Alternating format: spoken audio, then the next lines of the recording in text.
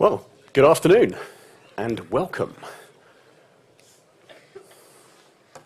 to the session on Java and the Raspberry Pi. So let's have a quick show of hands. Has anybody here got a Raspberry Pi? Reasonable number of people. So obviously we have the right audience. So what I'm going to talk about this afternoon is basically Java and the Raspberry Pi. And what I really want to cover is some of the things that we've done at Oracle in terms of making Java run on the Raspberry Pi and some of the things we've done around performance and so on. Talk a little bit about JavaFX and things like that. But really to give you some idea about some of the things that you can do with the Raspberry Pi and also using Java at the same time. Now, I worked for Sun Microsystems for 14 years before we were acquired by Oracle. And one of the first things you notice when you become an Oracle employee versus a Sun employee is that lawyers get involved. And so all of our presentations now have to have this safe harbor statement, which basically says, do not base any purchasing decisions on what I'm about to tell you for the next hour. Well, I think we're going to talk a little bit about Lego here, so probably isn't too important to think about this as a legal contract. But anyway, I have to put it there. You've had time to read it. We shall move on. In terms of my background, like I say, I worked for Sun for 14 years in the past, and I'm actually now celebrating 25 years. I know my youthful looks defy this, but I am actually celebrating 25 years in the IT business. And so to give you an idea of when I started, the first machine I used for writing C code was a PDP-11. Who remembers PDP-11? Okay, a few people, that's good. And then we kind of moved on to a VAX 11780. Yes? Okay, good. So I've been doing this Java evangelism thing for quite a while now. And basically, I get to write a lot of fun code. I have a day job which allows me to play with Lego, for example. And so anything that I can think of which is kind of weird and wonderful, that's what I'm going to try and write using Java. Now, in terms of what we're going to go through, firstly, we'll talk a bit about the Raspberry Pi itself, the background, its origins, what it is, what you actually get with the Raspberry Pi, and so on. Then we'll delve into a little bit more detail about ARM processors and the sort of functionality that you have there, what you can actually do with that, how it relates to what we're doing with the Raspberry Pi, and so on. Then we'll dig into Java and how it relates to the ARM processor and the Raspberry Pi architecture specifically. And then we'll talk about what you can actually do with Java once you've got all these different pieces together. And then at the end, I shall show you some demos, which hopefully will work. A bit variable at times, but we'll see how we go. So let's talk about the Raspberry Pi. Now, I put two photos here because the one on the left is the Rev 1 board, and the one on the right is the Rev 2 board. There are some minor differences in terms of the actual board. The one on the right obviously has a blue connector for the audio versus a black one on the left. There's a couple of minor differences, like you've got some mounting holes on the Rev 2 board. The biggest thing is that it actually has more memory, but we'll talk about that in a moment. So how did the Raspberry Pi come about? What was its origins? Now, this goes right back to the ideas of the 1980s, which I can remember, which was all about getting people involved in computing and understanding how to program and really making it widely available. And this was a project which started at the BBC. And so there was this program called Micro Live, and there was this computer called the BBC Micro. Who remembers the BBC Micro? Yeah. Who had a BBC Micro? Okay, a few people, because it was interesting to see that the number of people from the UK here was quite small. And you tended to find that most people who had BBC Micros obviously lived in the UK.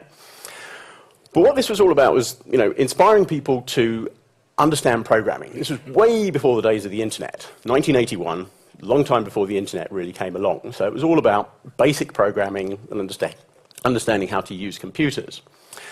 And what came about was that some of the people at Cambridge University, specifically in the computer science laboratory there, they looked around and they thought that the way that we teach computer science, especially in the UK, I'm not sure how it relates in terms of the rest of the world, but certainly in the UK, the way that we teach computer science, we have this thing called ICT.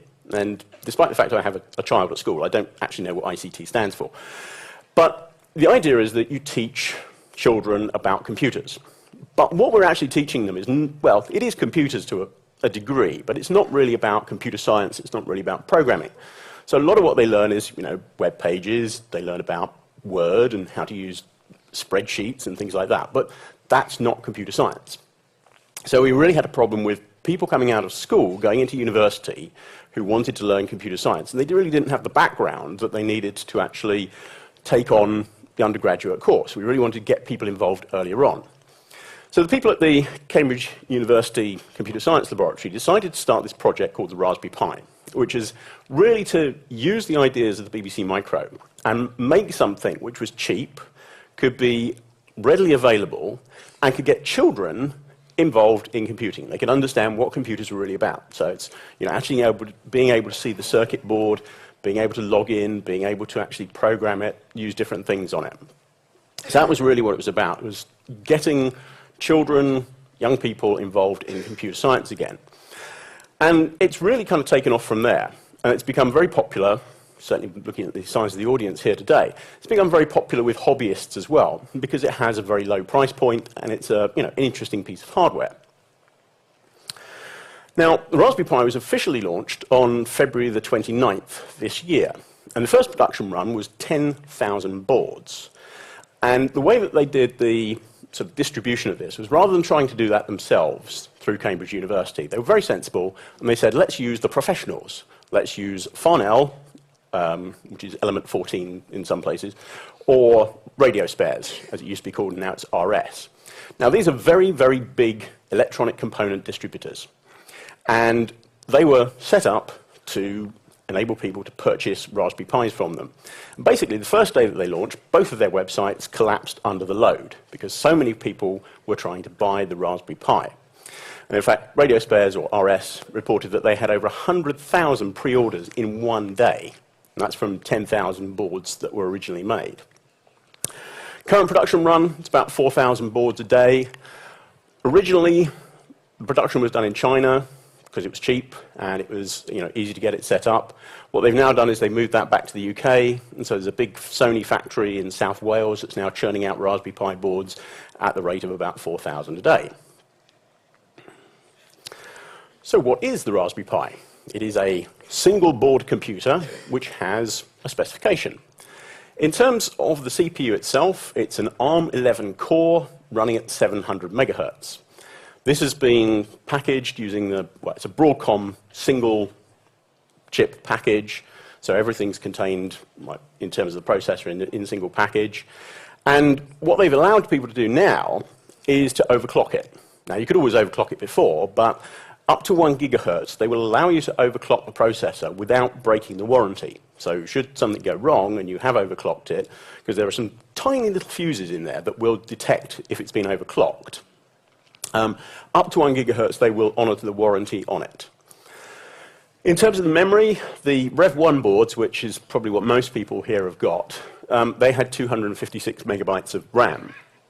The recent change to Rev 2 has upped that to 512 megabytes. So if you've got one from sort of September onwards, then that has 512 megs of memory. And I've got to say that having used both of the boards, having the extra memory really does make a difference in terms of getting things running, and it's noticeably faster with more memory. In terms of input and output, you've got HDMI, so you can connect it to a TV, you can connect it to a monitor if you've got an HDMI to DVI converter, and it's got a composite video. One of the things about this is to make it really, really cheap is to enable people to reuse things that they already have. So you don't have to go and buy a monitor for it. You can just plug it into your TV. That was the way that the old BBC Micro worked. You could just plug it into your TV and program on the TV. Has 2 USB ports, so you can plug in a keyboard, you can plug in a mouse, you can plug in other USB items, as we will see. That's what they call the Model B. So the Model B is the only one that has 2 USB ports. Currently, there isn't actually any Model A out there, because everybody's got the Model B. I guess at some point they may actually produce the Model A. They did say they were going to, but it hasn't quite come out yet. It's supposed to be a bit cheaper than the Model B, so rather than being sort of 30 euros per board, it's going to be sort of like 25 euros per board. I suspect that that's probably not going to make a significant difference, so most people will want the Model B. Similarly, Model B has an Ethernet port. If you were to get the Model A, it wouldn't have an Ethernet port. By not having USB ports and not having Ethernet, it does kind of limit its use a little bit more.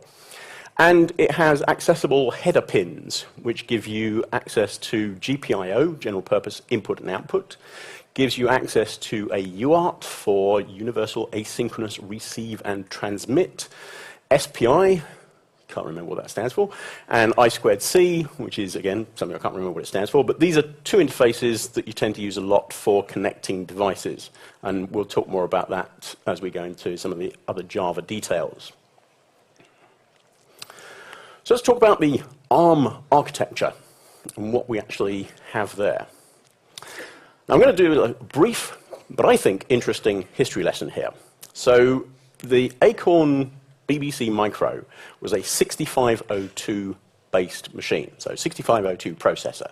Now that was a lovely processor. It was an 8-bit processor with a nice flat memory model and a simple instruction set. So it was very easy to learn not just how to program in BASIC, but if you wanted to do assembler programming, it was also very easy to learn because with a small instruction set, simple memory model, it was really quite easy to get into. However, being an 8-bit processor, it wasn't deemed powerful enough for the next thing that Acorn wanted to move on to, which was the Acorn Business Computer, the ABC. And what they really wanted to do was to use the BBC Micro, which had a kind of an interface built into it called the tube. And what the tube allowed you to do was to connect a second processor to it. It was pretty advanced kind of ideas for the early 1980s. And so you could actually get a second processor that you could connect to the BBC Micro. Originally, that was either another 6502 or it was a Z80 processor. And I was lucky enough because my dad was like a geek like me, and he decided that we should buy a Z80 second processor, and so we got extra stuff like that. But that wasn't deemed to be powerful enough to actually allow people to really run business applications, which is the direction that Acorn thought things were moving in. And so they looked around and they decided that there was this project at Berkeley University in California that was looking at reduced instruction set computing. Now, Moore's law being Moore's law, what had tended to happen over time was that as people could squeeze more transistors into the same space, what they were actually doing was adding the capability to do more different types of instructions. So you had lots and lots of different types of instructions that meant that multiplication could be done in a single instruction, that you could do sort of more media type things and all sorts of different things in a single instruction. But what the Berkeley project found was that if you looked at and they analyzed the Unix kernel at that time, only about 30% of the instructions that were available in the Motorola 68000 processor were actually used in the Unix kernel. So 70% of those instructions were never being executed. Does it really make sense to actually have all those instructions implemented? So here's a little test for you. So the Motorola 68000, another lovely processor, flat memory model, very nice. Who knows why it was called the 68000? Yes? I can see your hand raised. Can you answer it? No? Okay. Well, the answer is that it had 68,000 transistors in it. So that's why they called it the 68,000. I'm pretty sure that the 68,005, which was or the 68,010, which the subsequent ones didn't have 68,005 transistors and 68,010 transistors. But that was the original idea behind the Motorola processor. So what the RISC project decided was, well, let's look at how we can make the machine do more, but not necessarily have more instructions. So what they said was, let's use reduced instruction set, so let's use 30% of the instructions or 40% of the instructions, and have more registers, because registers, as we know, are where we store data. And if you can store data close to the processor, you can make your application run faster, because you're not having to go out to main memory, you're not having to go out to L2 or L3 cache, all those types of things. So the more stuff you can do in registers, the faster you can execute things. And interestingly enough, one of the chip architectures that came out of this project was the Spark architecture from Sun and now Oracle.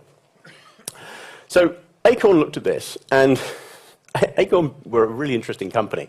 I've got a very good friend of mine who actually worked for Acorn at this time, and it's really interesting to chat to him about some of the things that happened internally in Acorn.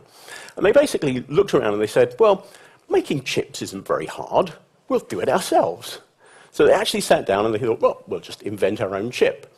So they set about doing this, and so they came up with the Acorn RISC machine, which is where the ARM name originally came from. I suppose it should really be Ariscum rather than ARM, but they called it the ARM.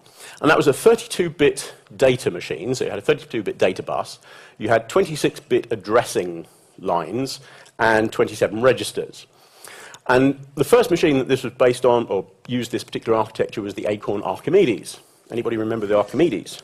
Oh, actually, quite a few people. Anybody have an Archimedes? One or two people. Right. And eventually what they did was they spun the chip manufacturing or the chip design business off from the rest of it. And so this became the advanced RISC machines, and hence now ARM. So if we look at ARM as it is today, basically what ARM do is they design processors. They design instruction sets, they design the architecture of processors. And as I'm sure you all know, ARM processors are used in lots of places. So you've got all sorts of different places, mostly mobile applications that are used today. And ARM accounts for about 75% of the embedded 32-bit CPU market today. 8 billion chips were sold last year, and that actually comes to about somewhere in the region of 35 billion that have been sold in total. None of them were actually manufactured by ARM.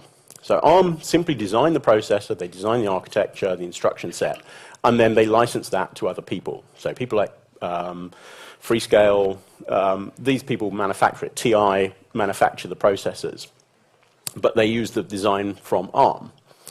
And what you get from ARM is one or two things. You get an abstract architecture, and you get a microprocessor core design. So there's an instruction set, and then there's the actual design of the processor itself. And so it gets a little bit confusing when you look at the way that ARM things are described, because sometimes it's not quite clear what you're really talking about. So the Raspberry Pi uses an ARM 11 core, but it's using the ARM v6 instruction set. So these are the two separate things. One of the really great things about the ARM design is it is very low powered. So it doesn't actually need a lot of power to make it do things. That's very good in mobile devices because, of course, battery life is a significant thing. For the Raspberry Pi, that's also a very good thing, not because you're typically going to run it on batteries, but it means that unlike a typical laptop or a desktop PC, where you need a big power supply that's complicated, and you need a 5-volt line, you need a 12-volt line, and so on, you can actually power it off just a 5-volt supply, and so long as it's up to 700 milliamps or more, then it will drive the processor and everything on the board, which means you can power it off USB. You can do that either from a USB power supply that will deliver at least 700 milliamps, or if you want to use like a USB port on a laptop or on a hub, then you can actually get cables where you can connect two USB ports that are supplying 500 milliamps and have those deliver the power that's required. But it makes, again, life simple for being able to reuse things that people already have. So you don't have to buy a special power supply for it. You can just reuse a USB power supply. Similarly, because it's low power, it doesn't generate a lot of heat. This is not like the typical processor that you have in your desktop PC, where you've got a great big heat sink and a whopping great fan trying to keep the thing cool. With the Raspberry Pi running, if you put your finger on the processor, or on the chip in the middle, which actually isn't the processor is underneath that, that's the RAM, you'll find that it does get warm, but it's not really, really hot, so you won't burn yourself by touching the processor. So no heat sink, no fan, and it will run quite happily. So in terms of the current ARM technology, there's ARM v6, which is what the ARM 11 core is based on, and then you've also got processors which are the ARM Cortex-M, M for mobile, which are based on the ARM v6 chips instruction set. And then the most commonly used one at the moment is the ARM v7 instruction set, and the processors based around that are the Cortex-A for applications, Cortex-M for microcontrollers, get that right, and the Cortex-R, which is for real-time applications.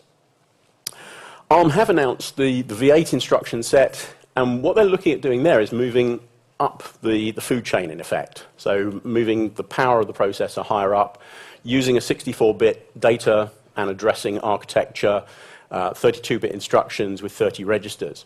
And there are already people who are actually using ARM processors and starting to build like rack systems of servers. Because again, if you don't generate much heat, it's a lot cheaper to keep your data center cool because you're not investing so much in the power that goes into the system and also the air conditioning and so on. So let's talk a little bit about Java, specifically on the ARM architecture and on the Raspberry Pi itself. Well, realistically, the biggest thing that we need to worry about is how we deal with floating point operations. As all good computer scientists, we know that we have a number of bits in our instructions, a number of bits in our data that we operate on. And if we're dealing with integers, it's easy because we can represent those accurately using a number of bits, binary encoding, and so on. But once we get into floating point numbers, you've got a mantissa and an exponent, and you've got to encode it in some particular way. And actually getting the processing of those things, doing multiplication, doing addition, and so on, becomes more complicated. The best way to do that is to have a separate part of the processor which deals with that for you. So a hardware floating point acceleration part of the processor. Now, in terms of the Raspberry Pi is an ARM v6 processor, which by default doesn't have to include a floating point unit. So you don't have to have hardware acceleration built into it. But it does have a floating point unit in it. So we can make use of that. Obviously, if you've got hardware acceleration, it's going to be faster because floating point operations, rather than having to go through a library where you've got to take, in effect, software representation of the numbers, manipulate that in software to calculate whatever value you're generating, you can do it in hardware, which makes it actually a lot faster. Now, from the point of view of the Linux distro that sits on top of the Raspberry Pi and then Java on top of that, they have to know about the hard floating point capabilities.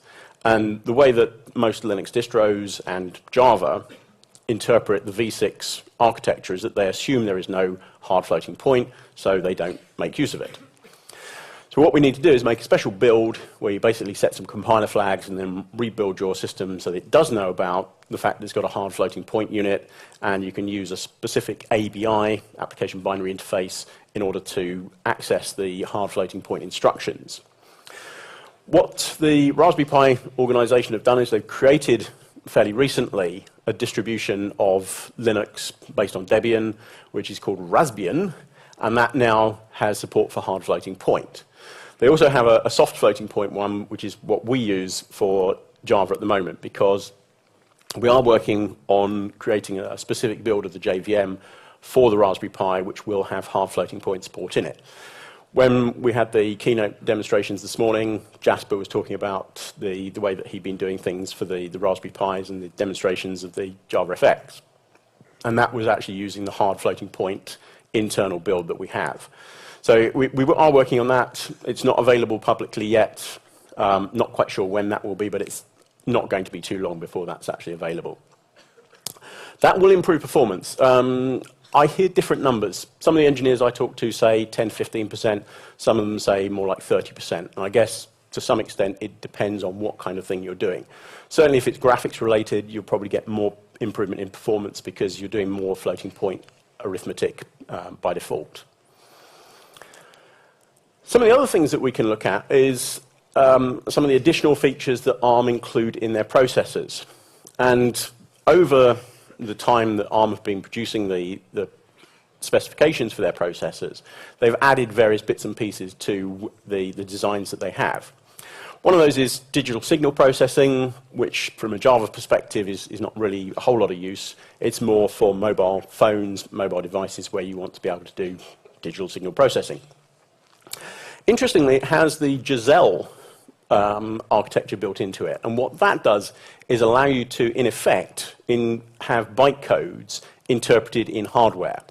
It's not a really massively impressive implementation. It's a fairly basic implementation of that.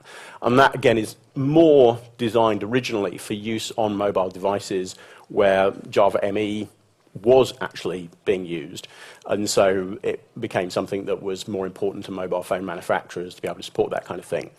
But in theory, we could take advantage of that from a normal Java perspective and try and get better performance that way.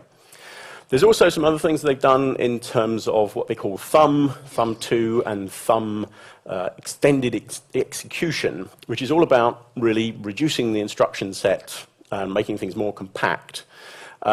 What that does is really to take a 16-bit instruction word and kind of condense things down so that there's a subset of the instructions that you have so that you can execute them faster because some of the operands are interpreted by default, various things like that. So that gives you better code density. When you compile your code, it will actually take up less space.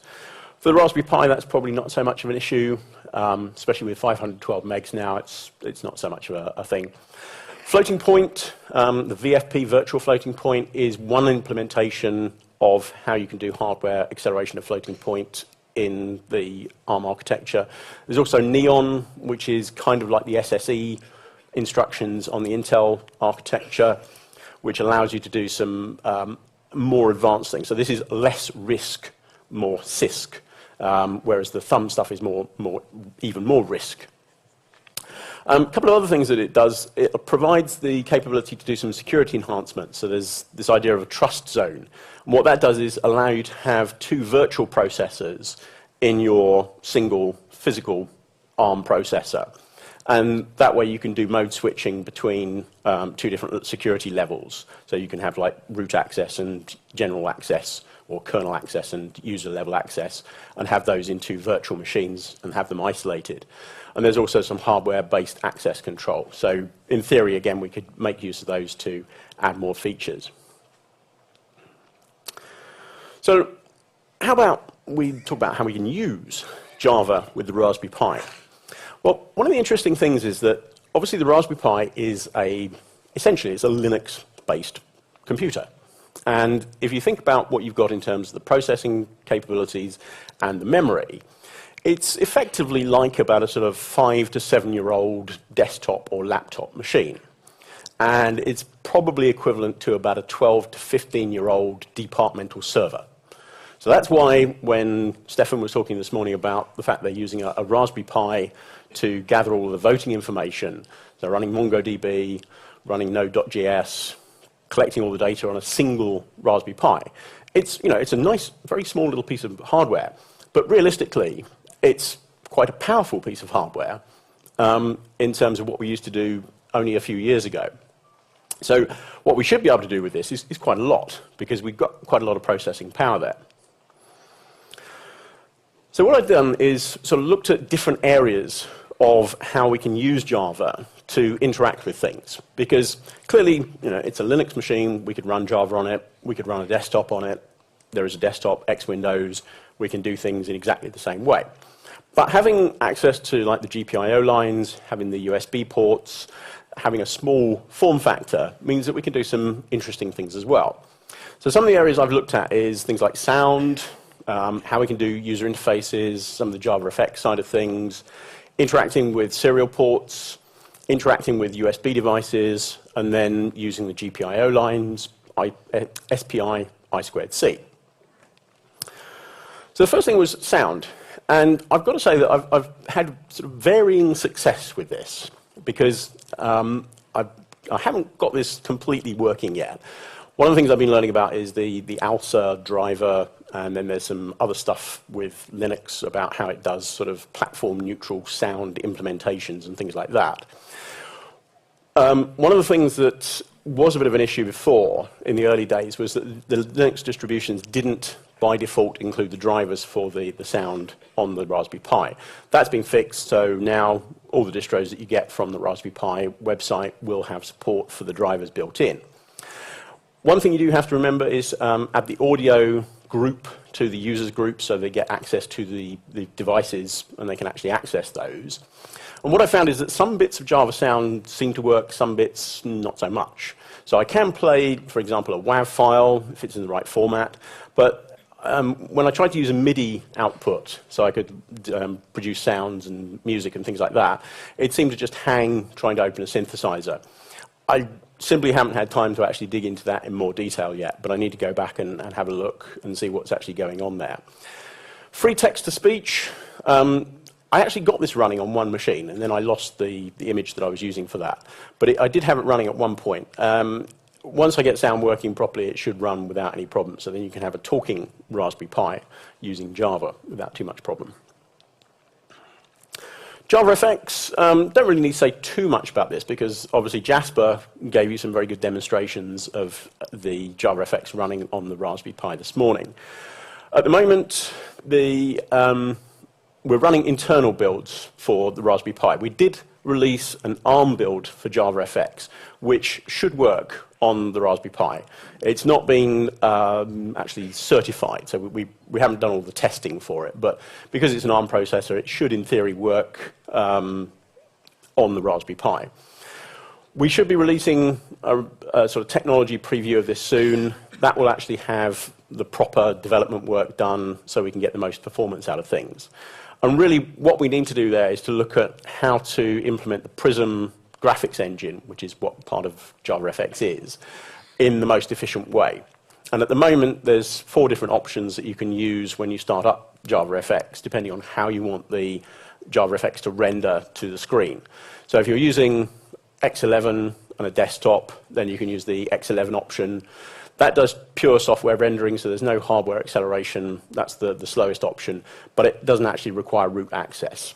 Whereas the other 3, because they're going into the frame buffer, you actually need root access to get to the specific devices. So then we've got 3 other options. There's direct frame buffer, which last time I spoke to the engineers, which may have been fixed by now, there was some issue around 16 versus 32-bit direct FB access, but that's like beyond my knowledge of frame buffers and things at the moment. FB is just a frame buffer with soft rendering, so it gives you better performance because you're going straight to the frame buffer, but still doing some software rendering. And then there's the OpenGL, which is all hardware acceleration, gives you the best possible performance. And you don't have to have an X server running for those 3. A little bit of hardware in terms of using the serial port. As I said, there is a serial port available through the GPIO or header pins, and what this will allow you to do is to get access to the serial console. And rather than having to either plug it into the HDMI port or use the composite video or wait for it to boot up so that you can then SSH into the box, this way you can actually see all the boot messages coming up and you can see what's actually going on with the boot, and then you can interact through the serial console. Because it is a UART, it's at TTL transistor-transistor logic levels, so it's 3.3 volts. If you want to connect that to a serial port, which is using RS-232, then you have to do some level conversion because RS-232 runs at 12 volts. And so there's a very handy little chip here, the MAX 3232 chip, and you combine that with a few capacitors, wire it up, and that will give you access to the serial port. And as I discovered later, you can actually buy a nice little completely soldered, ready-to-go board. But I built my own. USB peripherals. USB is a universal serial bus. So it's supposed to be like serial interaction, but it's not quite as simple as just using a serial connection.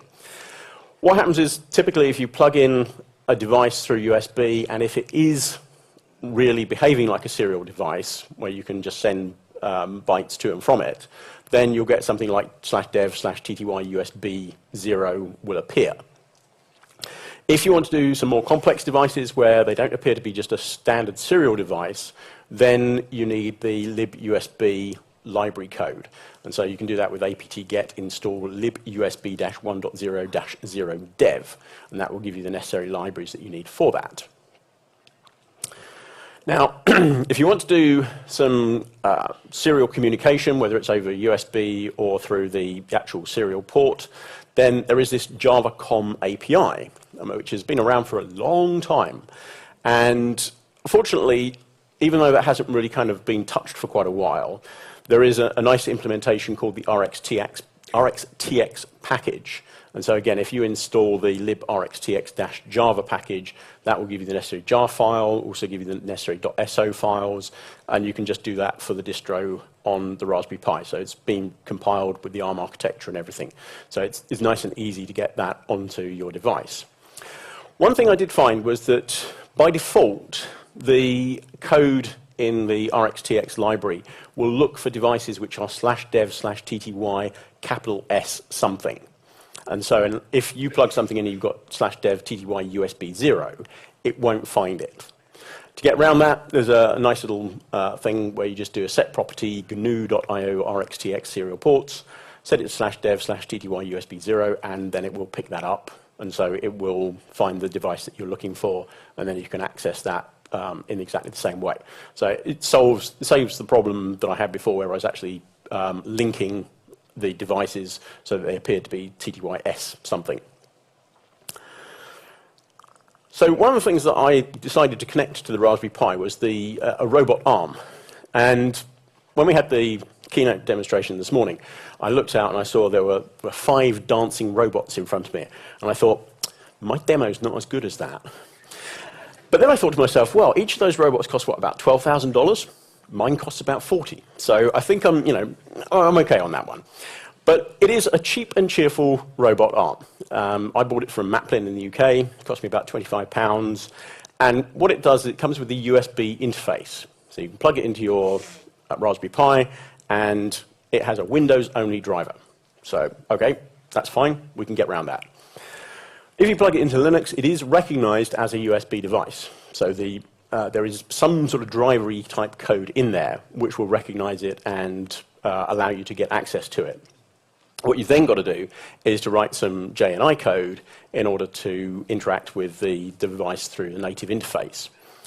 The protocol is pretty straightforward. It uses 3 bytes to indicate what particular thing you want to move and what particular direction you want to move in. So the first byte controls the arm, so there's 3 different joints on the arm. Second byte controls the base, whether it's rotating clockwise or anti-clockwise. And then the third byte controls whether the light, which is on the end of the arm, goes on or off. If you want to combine movements of different motors, it requires a bit of bit twiddling, but again, you can hide that with the JNI, so that's not too much of a problem. And in order to stop motors, you can only stop all of the motors at once. And again, what you have to do is, if you want to stop individual motors, you stop all motors and then restart the motors which you weren't stopping. So again, it's something you can hide with the JNI code fairly easily. From a control point of view, what I did was I wrote some native C code. I dusted off my C memory and figured out what I needed to do in terms of writing the code. Use of libUSB, appropriate device, and simply send the right bytes to it. Separate function for each part of the control, compile it into a shared library. Then you get the fun of using JNI. Who's used JNI? Fair enough. Anybody like JNI? No, well, fortunately, one of the things that we have planned for Java SE 9 or beyond is a rewrite of JNI, which I think is a really good idea. And in fact, when I spoke to some of the engineers about this, and I said, JNI is one of these things that is quite tricky to use. And they said, oh, yes, we designed it that way. We wanted to discourage people from using it. And you think, as a design decision, that's probably not the best approach to take. But anyway, so you end up with some JNI code. You get native function calls, and then you implement the appropriate stub library to call the library. Then you get the fun of compiling it into a shared library, and it can be a bit fiddly to reuse because it kind of tends to compile things together. So it took me a while to figure out how to actually make a library that I could reuse in something else later on. Once you've done the hard work, the Java code becomes very simple. So you end up with a set of method calls which simply say, this is the motor I want to use, so I want to open the gripper or close the gripper, move the base or whatever. And so you can simply pass arguments and say, this is what I want it to do. Use a timing function to say, this is how long I want the motor to run for, and everything should just work. So the next thing I thought about doing was a Gamepad Controller. And again, this is a USB device, nice and cheap and cheerful. You can buy them from Amazon for a few pounds. And what you get with this is something that appears as /dev/input. So there's a device, you can access that. And there's a nice handy Java API that's been around for a long time again called JInput. This is, I put it here as mature technology because it hasn't actually been touched since 2003. But it still works. You know, it's one of those things that because Java has great backwards compatibility, it still works. For the Raspberry Pi, because it's got some native code involved, I had to recompile it, which had a couple of little gotchas. There was a particular definition which apparently had disappeared from Linux at some point, so they were referencing that, and I just had to comment out some code. And then I had some bizarre thing where I ended up having to rename one of the shared libraries from libjinputlinux.so to libjinputlinux64.so in order to get it to work. But eventually I got all the right magic indentations together, and it worked. So one of the problems with that is that the devices that you get in /dev/input don't have read-write access for general users. And so in theory, you can use udev rules to fix this. Anybody used udev rules? Few people. I wish somebody explained to me how they work, because I tried everything to get it to actually say, just change the permissions on this particular device so I can read and write to it from non-root people, but I could not make it work. So again, something I may come back to at some point. From a coding point of view, what I did was I said, well, okay, the Gamepad JInput libraries are very nice, but they don't quite do what I want to do, so they're a little bit too generic. So I built a sort of layer on top of that in order to give me some simpler way of writing the code. So I ended up with a controller and a bunch of listeners which would listen to different button events or different joystick events. And then I had a separate thread in the background that was processing that and then firing off the events to my listeners. Again, that becomes nice and simple in terms of the code, because what we end up with is just a simple listener where we say, if this button was pressed, do whatever you want to do in terms of controlling things. So it's fairly simple to say, okay, joystick event, is it the left joystick or the right joystick? What position is the joystick in? And then do something based on that. So I mentioned the GPIO lines, and this is a diagram that shows the layout of the pins for the header for the Rev1 board. So what you've got is 5-volt power, you've got 3.3-volt power, you've got a ground connection, there's the TX and RX lines for the UART, so you can connect your serial port. There's some lines that you can use for SPI on there, and then there's a bunch of kind of general purpose lines that you can use for the GPIO access. One of the other things is there's a second connector, P2, which has got some useful pins on it if you're using a Rev1 board. Pin 1 is a 3.3-volt line, so if you want another one of those, you can use that. And pin 7 and 8 are ground, which is quite useful because obviously you've only got one ground pin on there, and if you need more than one, you're a bit kind of stuck. The Rev2 board, slightly different, ever so slightly different. The pins that they had marked as do not connect before, they've actually now allowed you to use. So there's a whole bunch more ground pins, which is really good. There's a second 5-volt line that you can make access to. And then for some bizarre reason, the one I've highlighted in yellow is now no longer GPIO line 21, it's GPIO line 27. No idea why they changed that. And one of the other changes is they don't bother putting header pins on the P2 connector. They're still there, you can still connect them if you want to, but it doesn't come with a header pin. Using the GPIO lines, this is where we do get into some kind of magic incantations. And fortunately, I didn't have to do this hard work. I found somebody who'd already done it in advance. And essentially what it does is you need to access /dev/mem, and then you need to memory map some of the address range available from that. And for those of you who used to do basic programming, this is essentially peek and poke. And so what we do is we say, okay, there's memory addresses, we need to know what the values of those are in order to read things in, and if we want to change things, we need to write values to those memory addresses.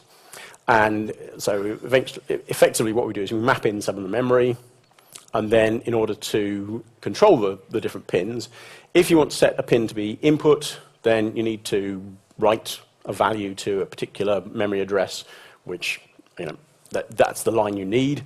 If you want to configure a line to be output, bizarrely, you need to configure it to be input first and then tell it to be output. Don't know why, but that's apparently what you have to do.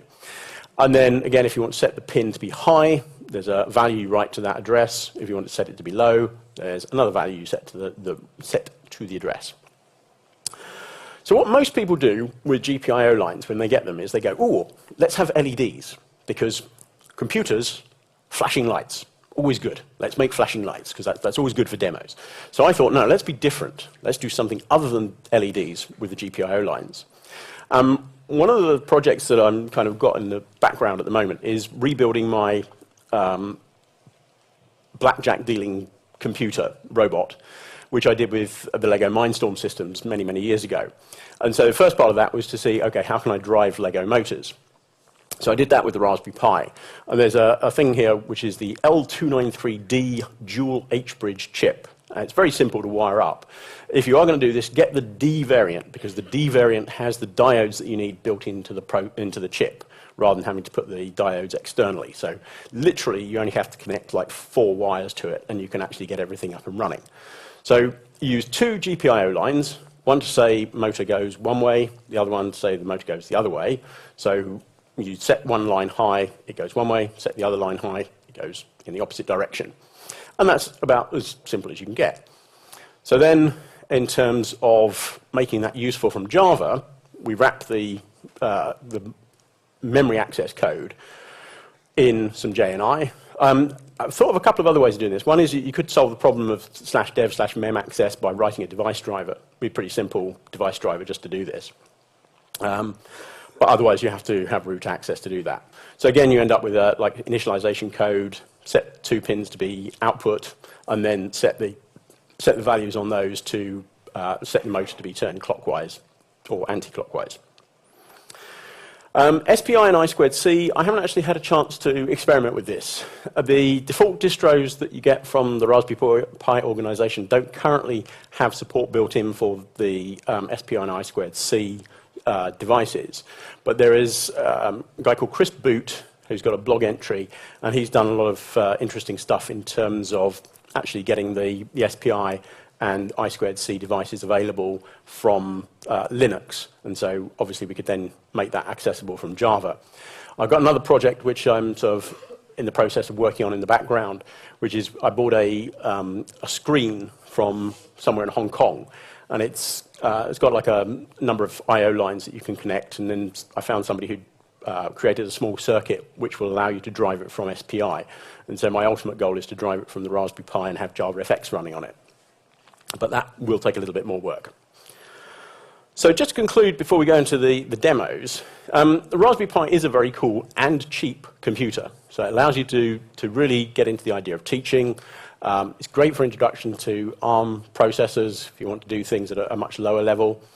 Java works pretty well at the moment. It will get better. We are targeting the Raspberry Pi as a specific targeted platform, supported platform, so expect to see things going on around that. Once we get the official hard float support, both for Java and JavaFX. And the opportunities are indeed limitless. So a couple of places to go for more information, the usual java.oracle.com. We also got an embedded website, which has got more information about things there. There's a Raspberry Pi user guide that was written by Eben Upton, who is really the man behind the Raspberry Pi. That's available as a book or as a Kindle download if you want it. And then there's the raspberrypi.org website, which has got all the forums and the downloads for the distros and things like that. So let's move on to the demos and see what we can come up with. So I decided I wasn't going to actually show you any JavaFX demos, because the simple reason that Jasper showed you JavaFX demos this morning running on the Raspberry Pi, and whatever I'm going to show you would just be more JavaFX running on there, so it's not going to show you anything radically different. Okay, so the first one I'm going to show you is just the gamepad running. So I'm, at the moment, I should actually say, I'm SSH'd into my Raspberry Pi. And so I've just logged in through SSH onto my Raspberry Pi. And then hopefully, if I call up GPad, that's going to run. And then what this will do is if I press a button, it says I've pressed a button. And if I move the joystick, I get the individual events. So that's working. That's good. In fact, let's just use that. Right. So then what I thought is, okay, let's see if we can connect the gamepad to the robot arm, and then have the robot arm controlled through the Raspberry Pi using the gamepad. So hopefully, I've got to remember which of these two commands is going to work. Okay. I'm hoping that's going to work. Oh, it does. Ooh. How exciting. I've got to remember which controls I've got to use. Okay, so... Okay, and then, let me see, hang on, which is it? It's 5 and 6. I need my son to do this. He's much better at this kind of thing than I am. Yeah, there we go. So, effectively what we've got is control of the robot arm. Like I say, it's not quite as impressive as dancing robots, but you have to admit that it does actually do what it's supposed to do.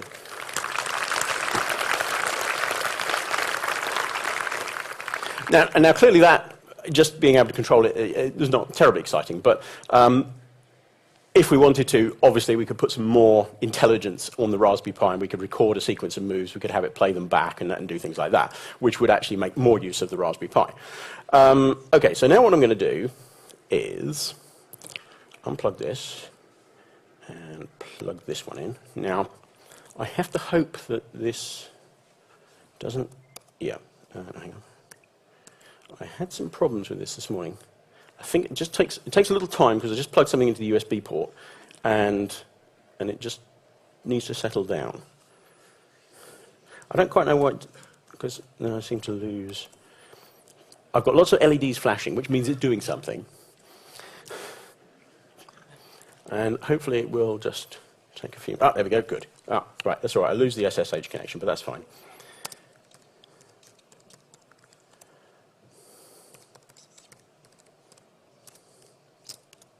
Did I type that right? No, I didn't. Try to type your own password in front of the audience now. Yes, okay, right.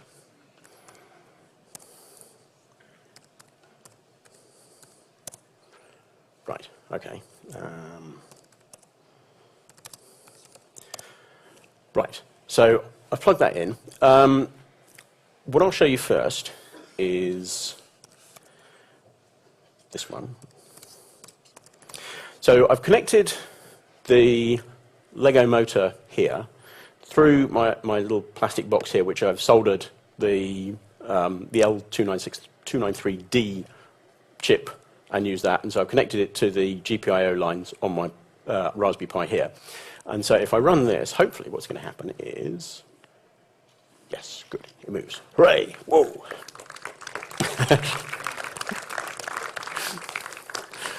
It's great to get a round of applause for making a motor move.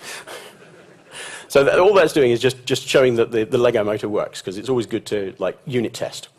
So we've done some unit testing on that, so that works. Now, the next thing I've got, which I didn't talk about in the presentation, which is the USB thing that I just plugged in, is a Neuroski Mindwave. And who's heard of the Neuroski Mindwave? Well, not many people. Okay, so what this is effectively an EEG monitor. And it's quite clever because it's a dry sensor, so you don't have to have all that complicated gel stuff. So what I'm going to do, just make sure I get reasonable contact.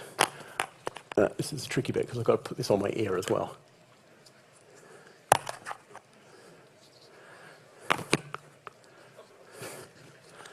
It's a bit... There we go, that's better. Hopefully that's going to make good enough contact. Now, I'll remember to turn it on, which is always a good thing to do. Right, so if I do think... Right, so what this is doing is it's using a USB dongle here, which talks as if it's a serial port. And then what the sensor is going to do is it's going to actually monitor my brain, and it's going to send signals through to the dongle, which is plugged into the USB. And then what I'm using is just some Java, and hopefully, if we see, this is going to work, okay. This is going to work, come on. I did turn it on. Did I not? Oh, no, okay, hang on. I've just disconnected it, and it's found me. Okay, there we go. No, and it's lost me again.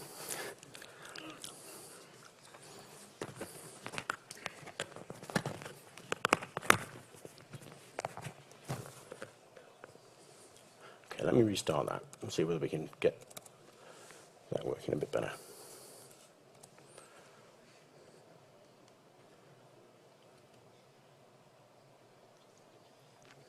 Come on. Come on, you can do it. Okay, let's try that one more time. Okay, turn that off, turn it on. Restart. Come on, you can do it. Okay.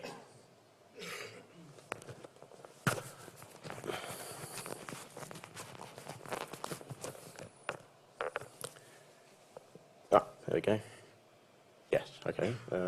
Yes, good, got a connection. Okay, so now you can actually see that it's printing out two values that are changing. Now, what that's supposed to represent is my attention and my meditation value. I can guarantee that my meditation value is not going to be particularly good right now since I'm trying to do this in front of a live audience. So what that's doing is that's sending the signal. So let me just stop that because I am running out of time. In fact, I've run out of time. And let me just see whether, hopefully this is going to work.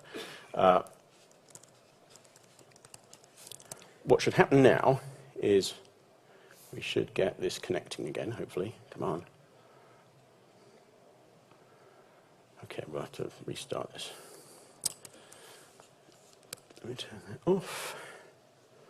Turn that on. Try that again. Oh, come on.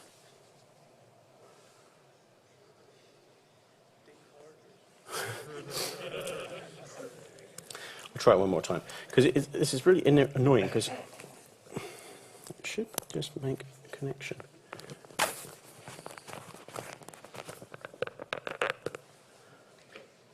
Turn it on.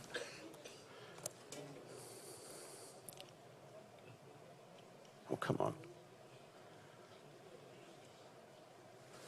It just doesn't want to connect. Because what it should do is it should connect, and then I should be able to control the Lego motor using my mind. Ah, there we go. Hang on. Yes, hurrah. There we go. Now, clearly, I'm trying to focus my attention. There we go. But at least you see that it works. That's okay. Don't worry about the fact that it's got invalid payload length. That's just like some random noise. Okay, but there you go.